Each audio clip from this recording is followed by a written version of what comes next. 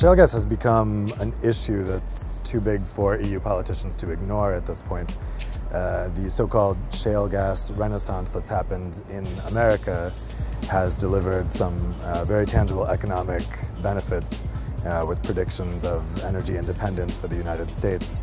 It's something that at this point Europe is looking at with a bit of envy, but of course there's a lot of uncertainty about whether the same potential for this new method of extraction exists in Europe as exists in North America. Well, fracking is a relatively new technology, certainly in large-scale use, which has been developed particularly in the States.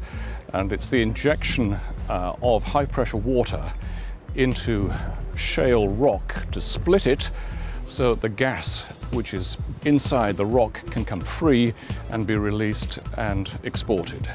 What's different now is that new technologies have developed to make it, for the first time over the past 10, 15 years or so, to make it economically interesting for energy companies to look into this method of extraction. There's recently been a UK-sponsored government report which has looked at the amount of shale gas that we have that would be freed by fracking in the north of England.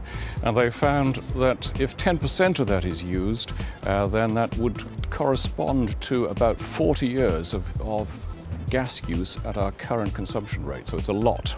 And at the same time, there's a lot of environmental concerns about shale gas extraction. Specifically, there have been concerns about groundwater contamination. There's a lot of uncertainty still floating around, particularly in the mind of the public.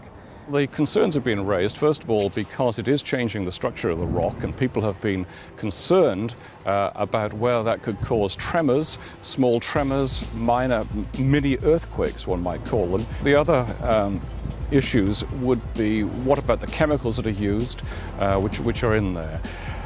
They are not particularly hazardous chemicals, but all chemicals have to be handled with care, and the process needs to be subject to the normal regulation which we apply to any potential hazardous industry.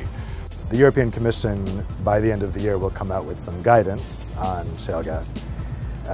What that's going to look like, we're not entirely sure. It will certainly not be some kind of regulation for the EU, but it's an attempt to harmonize the way member states are approaching the issue.